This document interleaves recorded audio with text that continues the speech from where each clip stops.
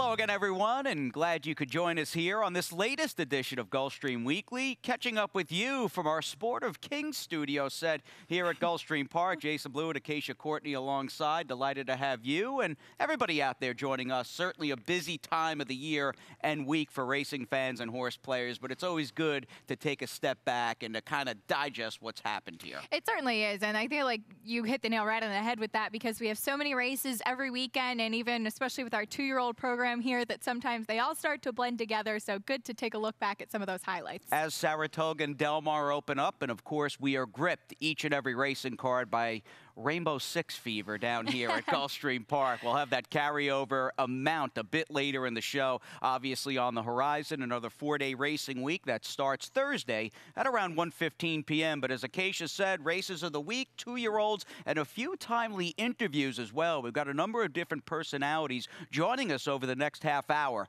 So without further ado, let's begin, and I guess no surprise here. Number one, as far as races of the week go, here on Gulfstream Weekly, the mighty Songbird, who had to work pretty hard Saturday afternoon getting Rick Porter his elusive win in the Delaware Handicap, but she showed the heart of a champion, to be honest about it, dug in and got the money, and she is just terrific at 13 for 14 lifetime. It really is impressive. Her only loss, of course, coming behind the mighty Beholder in the Breeders' Cup Distaff, which I have to say is one of my favorite stretch runs that I've ever seen. Yep. Just an incredible race. The number two that day, Martini Glass, have to say put in a very game effort, as you said, but it was going 1 1/4, just second off the layoff. Of course, Rick Porter losing this race by just a nose with Havre de Grace a couple years back, so pretty exciting for them to get the win, and you have to imagine that they're priming her just to continue moving forward. Yeah, no question. I still think she is very much a work in progress for Jerry Hollendorfer, and I think Jerry and Songbird's outfit probably realized long before she even started Belmont Day to start the year in the Ogden Phipps, she's going to be a big favorite and likely some fairly short fields. Let's not really have her peaking. We don't need to have her peaking until later in the year once we get closer to the Breeders' Cup. And I also think it should not be discounted, Songbird being able to ship into Delaware Park. It gets very hot and humid this time of the year up there in the Northeast, especially Delaware, Northern Maryland, and that is notoriously a deep track. And I remember New York horses when I was up in the Big Apple, good ones going down there and just not running their race because it's such a tricky surface for shippers. It is, and Mike Smith even saying that as well, that he thought she didn't handle the track and she still managed to gut out the victory. They'd had some moisture in the track as well. It was deep. It was tough on her. Again, just second off that layoff. So I think that she should have a strong campaign moving forward.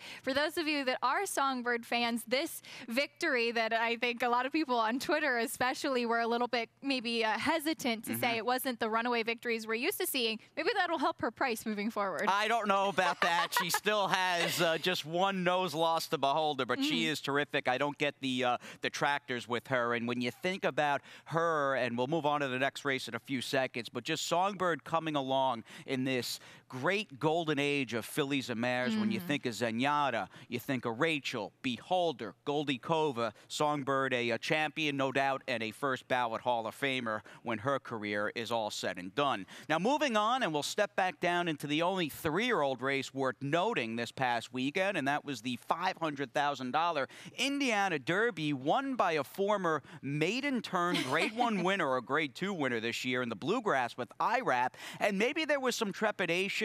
Would he be a real solid horse moving forward off the Triple Crown? This was hands down, I think, the best effort of his career, and we're only showing it, and I'm curious to hear your take.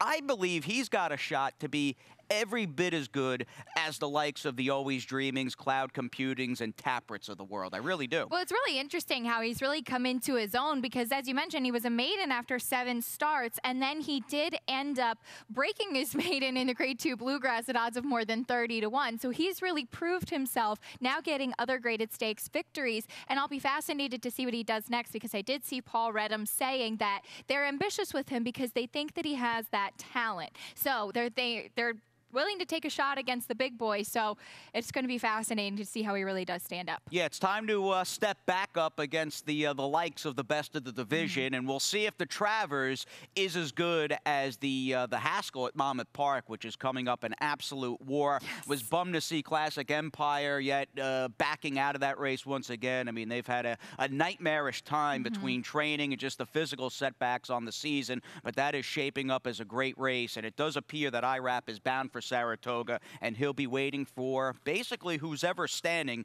in the starting gate in the late August Midsummer Derby, the Travers at Saratoga. Let's come home, Acacia, to Gulfstream Park. We had a couple of, more than a couple of noteworthy races this past weekend. Our only stake, however, happy to go on Saturday. It went as the 10th race. It featured after scratches 10-3 and up fillies and mares, and this was a driving, narrow, and desperate finish to the wire between King's Ghost, who we've got highlighted. This was an amazing race. I think nearly everyone except for the number 11 out front, who is Cowgirl Tough, got in some sort of trouble. King's Ghost was the number 5, and you're going to see her closing. You'll also see the number 6, Quebec, closing as well. And it's fascinating because Quebec was very rank and unsettled early on, got shuffled back. The two of them driving down towards the wire. I am still amazed that King's Ghost got to the wire just in time. And called by Pete Aiello. He nailed that photo. That was said, impressive. I think King's Ghost got there. He showed some guts putting his neck out on the line. And, yeah, very gritty, determined effort,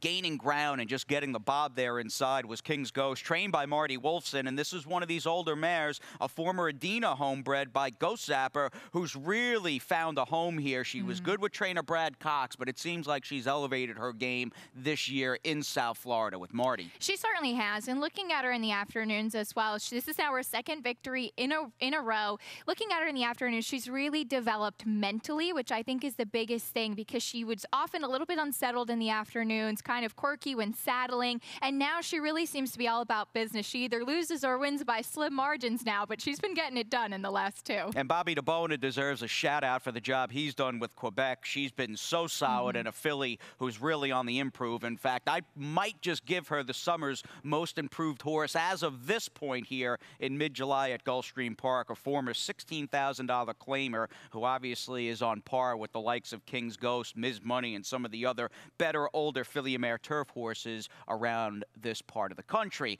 Now, but let's move back to Friday's card. Unfortunately, it was a rainy start to last week's racing here at Gulfstream Park, and as a result, Friday's track still very much in the drying out process. That did not deter or hinder just a razor-sharp son of Harlington and Chepstow, who could not have been any gamer getting this win beneath Edgar Zayas for trainer Ralph Zadie. And I know that he's a horse that all of us here at Gulfstream really love to watch run and love to root for, because he just has so much heart. I have to think his claiming crown Iron Horse victory was one of the most impressive things I've seen, and just the way that he runs each time.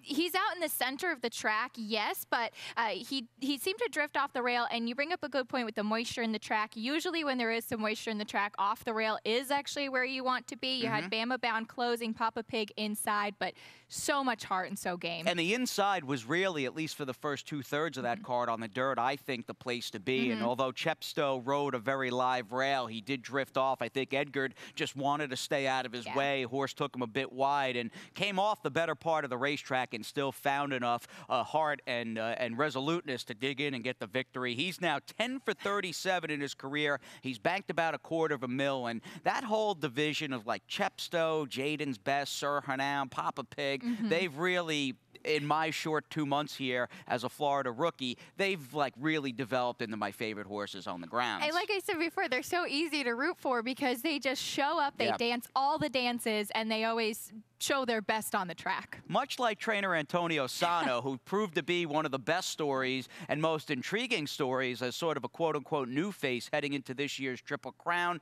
His Fountain of Youth winner, Vera, back in serious training after taking a step back. After the Preakness, he breezed 5 furlongs last Saturday at Gulfstream Park West, and later that day, Acacia caught up with Antonio. Let's see what transpired.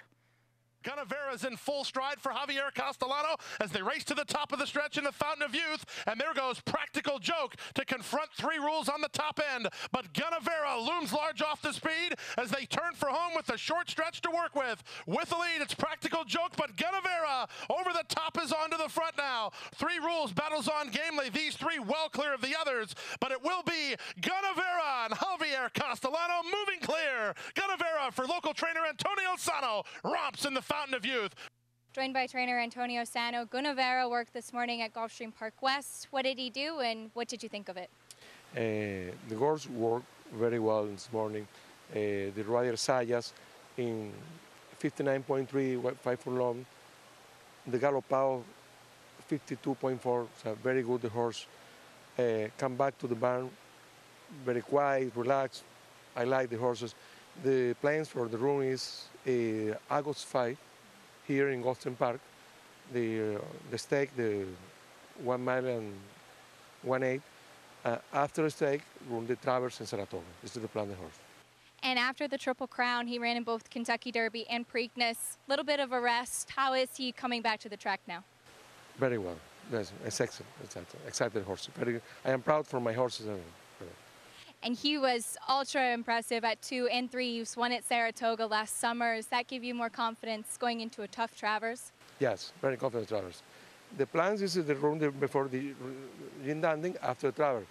But I told the owners and my son, the meeting, he said, no, before, the best for my horse is run in Gulfstream, in house, and after the stake, the Travers. Well, Vera is far from a one-trick pony. He is not a horse for course here at Gulfstream Park, and his win last summer in the Grade 2 Saratoga Special proved that. And as we started that piece with the Fountain of Youth, who could forget Antonio Sano basically running from the 16th pole to the wire with his horse seemingly that day in the Fountain of Youth. It was a sight, I think anyone that saw it or even saw it in the days after on social media will never forget. Easy guy to root for and a likable horse. Absolutely. I think he nearly made it into the first turn running down the track, and then they had half of Venezuela in the winner's circle. It was just so great to see the enthusiasm and see the excitement, and of course being able to root on a local Gulfstream trainer on the Triple Crown Trail. As you heard, 5 furlongs and 59 and change at Gulfstream Park West. We're lucky to be able to see him here at Gulfstream on Florida Sire Stakes Day as opposed to shipping to Saratoga prior to the Travers. So it'll be interesting to see now getting back, as you were mentioning earlier, that Travers looks like it's going to be tough. Yeah, and there's been such parity in this 3-year-old division. It just makes these summer races that much more notable and that much more intriguing. The fact that there is no real leader of the 3-year-old division. And on his A game, I wouldn't argue with anybody that said Vera is just as good as basically anybody at the top of the current 3-year-old ranks. Well, with the first segment down, and we covered a lot of ground, we've got a lot more coming away on Gulfstream Weekly as we count down to the Florida Sire Stakes. Keish and I thought it would be fun to relive some past memories. In fact, let's go back to 2009. Here's Bobby Newman at Calder calling Jackson Ben home in the Dr. Fager. Raging Trip did not go on, then Perfect Student, and Bim Bam is starting to roll in from the back of the pack, but he's about 5 or 6 wide off the turn, and they make the swing for home. Mr. Green, Jackson Ben trying to fire through an opening at the inside. Jay-Zoo, Bim Bam down the grandstand side. It's Mr. Green, life and death on the front end. Jackson Ben now surging through at the rail. Jackson Ben from Mr. Green as they come down to the line, and Jackson Ben wins the Dr. Fager. Hey, South Florida, it's time to get social at sunset. This summer at Gulfstream Park, as the sun goes down, the scene heats up. Join us each week for Twilight Racing Fridays, a fusion of horse racing, food and drink specials, and live performances by local bands. Enter drawings and play horse racing bingo, your chance to win incredible prizes. Live racing begins at 2:15. Admission and parking are free. Visit GulfstreamPark.com for more details. Gulfstream Park, Twilight Racing Fridays. Get social at sunset. Go Zepper is pulling away.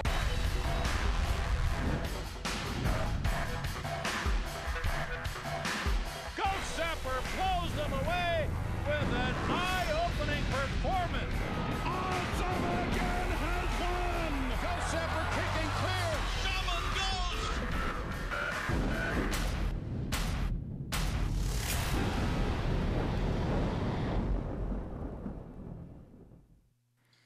And we're back. Glad you're still with us here from our Sport of Kings studio set here at Gulfstream Park. Jason and Acacia, a lot more coming your way here on Gulfstream Weekly. And every week, this has sort of been, at least as far as the second segment goes, our little homage and, of course, review of the many two-year-old races we've been running here at Gulfstream Park. And how about Stanley Gold last weekend? I mean, that was really one for the chart books. It really is. He's been on fire lately, and he had a couple of two-year-old winners this past weekend. And I remember talking to him a few weeks back saying it's all about patience. They need some more distance. Maybe they need some seasoning. And now he's just lighting it up, and he was right. You got to trust a real horseman. Yeah, we'll have a couple of wins out of Stanley's horses for Arundel Farm after looking at Friday's 9th race. This was the Nightcap last Friday, a Twilight Friday program in which the money showed on trainer Augustin Bizarra's firster named Valid Interest.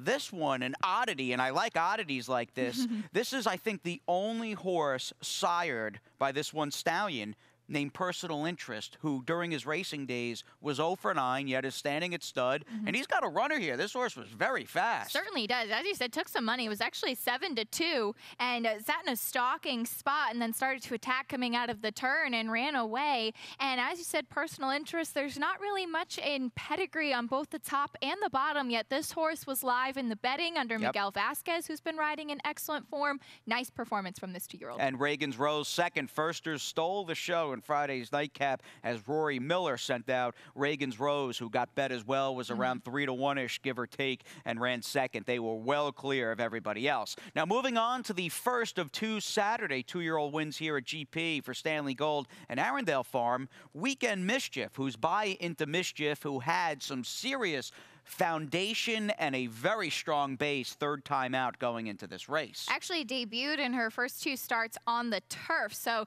she had a seasoning because of that. Both of those were 5 furlongs, which I think really did make the difference in here. They switched her to the dirt, really took to the dirt, and this was also, against state-bred maidens. Might have been another key in here too. Pulled away, ears pricked. I thought it was a nice performance from her. Very solid effort. Now, being by a Kentucky-based sire into Mischief for Arundel Farm, she's not eligible for the Florida Sire Stakes, but she's a nice one nonetheless. And I love that she won the race, not by sheer, just like blazing blunt force speed.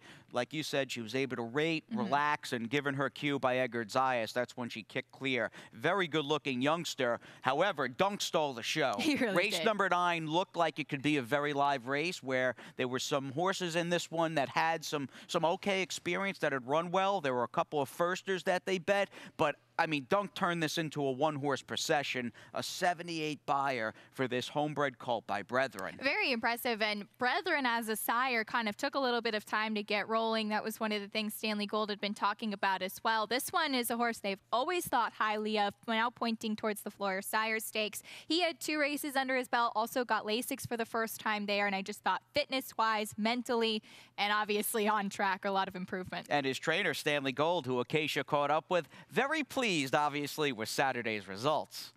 Okay, joined by trainer Stanley Gold. Wanted to touch in on a couple of nice 2-year-olds in your barn. Dunk, very impressive, breaking his maiden. What did you think of it, and what are your plans for the next step? Well, the next step will be the Stallion Stakes, and I've been looking forward to that. I think I pointed him out to you earlier. I thought he was one of the better ones, and he lived up to my expectations, and I'm pleased. Not surprised, but pleased. And we saw some other impressive wins, Weekend Mischief being one of those. You talked to me a little bit earlier about trying to get distance for a lot of your horses and seasoning. What has this 2-year-old summer been like so far? Well, it's been a bit trying. We've had some that were a little bit behind, and the races, the 4.5s, were a little short. And they're coming around, and they're getting better, and I think the future will be better than the present. And right now we're starting to roll here, and they'll start going longer, so I'm looking forward to it. You really are starting to roll. An excellent weekend for you here at Gulfstream. What does that feel like? It feels really good, but you know that it's fleeting because you go up and you go down, but you enjoy it while it's going on. Hope you can keep it up, that's all. Looking ahead to the Sire Stakes, the start of August, we mentioned Dunk. Anyone else you're looking for in particular? Well, I've got him, and I've got a filly in mind that's going to be running soon, and I'm hoping she doesn't disappoint me either. And that August 5th Florida Sire Stakes, the opening leg, the Dr. Fager for the boys, the Desert Vixen for the gals, seemingly right around the corner. And I'm surprised we didn't see any smoke maybe rising off Stanley Gold, because he was as white hot as a trainer could be with the combined 4 winners here Saturday and then 2 more on Sunday. And still so incredibly humble, saying, you know, it's fleeting, and that's the whole thing with racing, really. It comes and goes, ebbs and flows, but obviously a very talented horseman with a lot of good stock. So, as he mentioned, a filly to look out for that will be debuting soon, probably pointing towards the Desert Vixen as well. And a trainer and horseman who treats each one of his horses like the individuals they are, and again, patience paying off with 2 good-looking wins here on Saturday afternoon. How about Sunday's action? We ran a 2-year-old filly maiden race. I mean, the fillies last weekend really got in the spotlight, and we saw a number of good performances, and it seemed like a series of 2-year-old maiden races here at Acacia where seasoning proved key, because having that experience was the charm for Holy Diver, who looked pretty solid, breaking her maiden here Sunday in the 4th. She did, by hat trick. She had 2 previous races on turf, and in her most recent start, she had actually tried to go up the rail and be inside of horses where she really did not look comfortable. This time, they took her outside. She proved to be much the best, but you can see actually Day Trader, the 5, who was actually the favorite for Dave Fox, did not break, closing very strongly. She's probably one to watch as well. Oh, she'll be a major favorite the next time she runs. Her trip was obvious, but it was obviously in a good way. Certainly bad luck on the day for her connections, but she is a runner. But in the end, Holy Diver had the jump on her and got the maiden diploma for trainer Rory Miller. How about with the Florida Sire Stakes so close to us? Again, August 5th for the opening legs. We take a little look at what's cooking in the Florida Stallion, the local Florida Stallion ranks. Now, Wildcat Air, who unfortunately passed away in January 2015, is leading, but since he's no longer active, we're just looking at the horses who are still very much active, and just a solid blue-collar type group of horses here that I really like that. You certainly do, and you've seen some of these sires have success at other tracks with their offspring. If you look at High Cotton, who's the leading active one, you've seen Our Angel Caitlin be his top foal. 3 Rules by Gone Astray, Mo Cash by Adios Charlie, who's a really interesting one to keep following. He's kind of proved himself to be the good, so definitely fun to watch these sires. And as far as High Cotton, I mean, I feel like his progeny can run on anything too. And they're fast. I mean, his horses are precocious, but again, even though they're quick as 2-year-olds, they tend to stay on and keep developing as they get older. He was a pretty good one, trained by Terry Pompey. And again, these are, I think, stallions that are raising the mares they are often bred to here in the great state of Florida. Very much a fan of the horses on that list, and glad we could take a little look at that.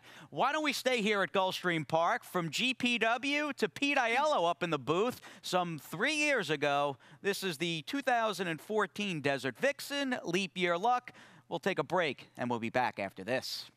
And Standard Deal just took over. Standard Deal very confidently handled by jockey Edgard Zayas, a 1/4 mile from the money and ahead on top. Katie's Kiss and Valdivia Jr. fighting back toward the inside second. Long shot Leap Year Luck is tipped off the fence in the yellow blinkers, and she has a chance from there with 3/16 to go. Standard Deal will have to deal with her barn buddy Leap Year Luck, who's coming at her and coming on with an 1/8 mile to go. Here's Leap Year Luck up now to take the lead. Standard Deal is left in her wake. Katie's Kiss is third. Then here comes Miss Kitty. The upset is on. Leap Year Luck and Jesus Rios by 4 lengths.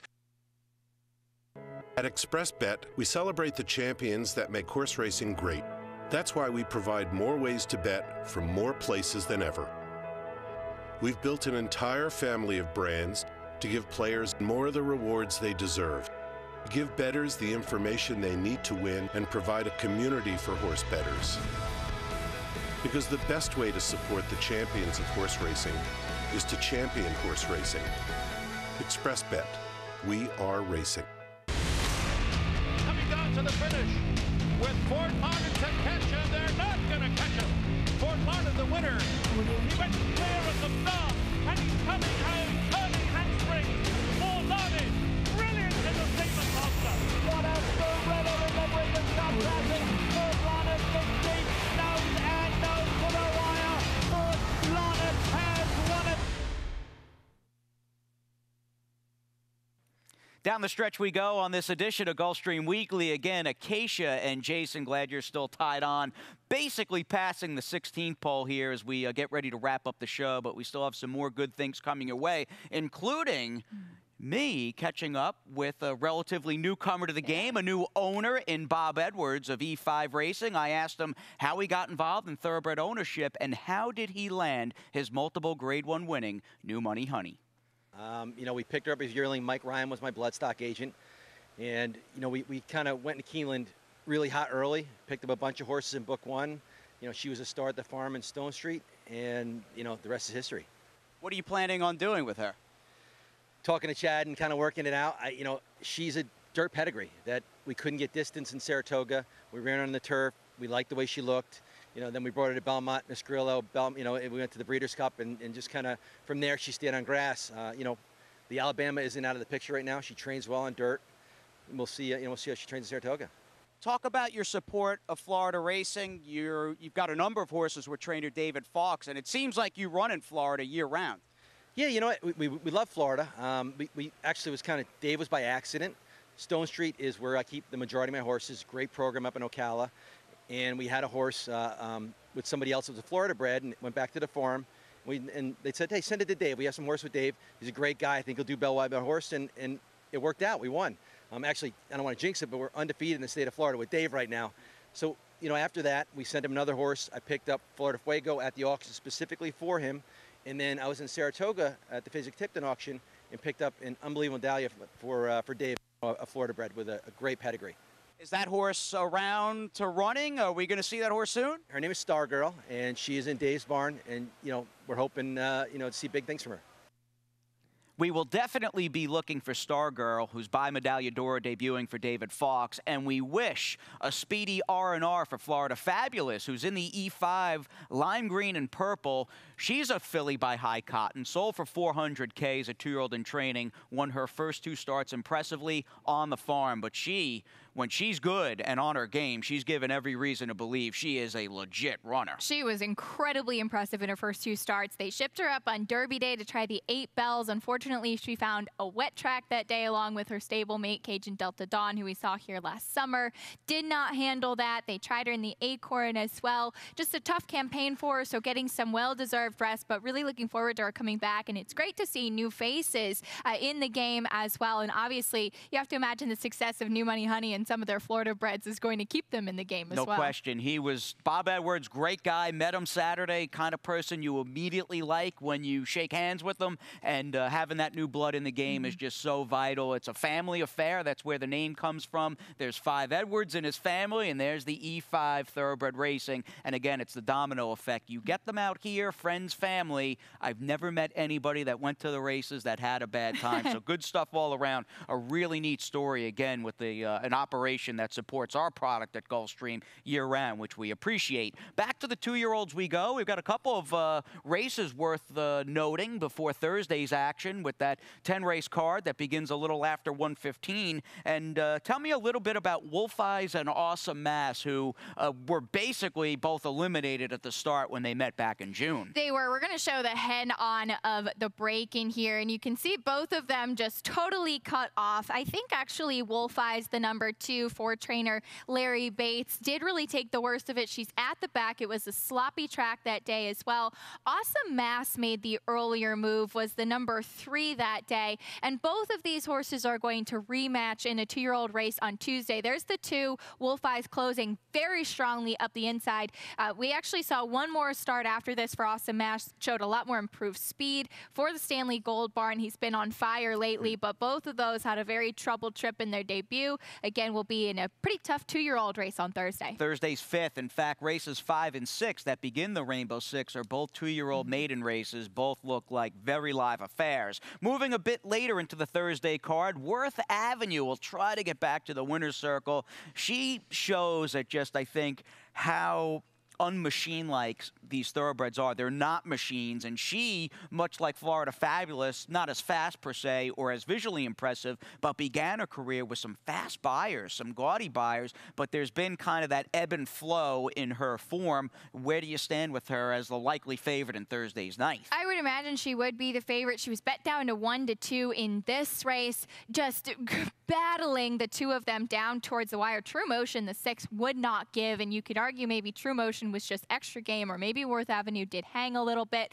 But Worth Avenue, runaway victories in her first couple of starts. I did speak briefly to trainer Aubrey Mirage the other day, and he said he was thinking she's in a spot where she should win. She had kind of been off on the bench a little bit. They're trying to be a little bit cautious with her because they want to get her back to the winner's circle, but that just goes to show you, once again, as you said, the ups and downs of the game and working with horses and trying to put them in the right place. Yeah, no doubt. They are individuals, and again, they are not machines, but they are Mother Nature's masterpiece, and we'll look forward to a new 4-day racing week beginning here at Gulfstream Park Thursday. Obviously, you've got a week in which Del Mar and Saratoga are opening their admission gates as well. You can follow all the action with us on track at Gulfstream Park. And money, money, money. How about some bullets for the weekend? And, of course, the second half of July into August. Ooh, that carryover in Thursday's Rainbow, Keisha. I love it. I love it, too. $250,000 plus. We have 10 races on Thursday, so that Rainbow Six sequence will start in the 5th race. You don't want to miss out on that. And then, of course, Friday, our Twilight Racing card.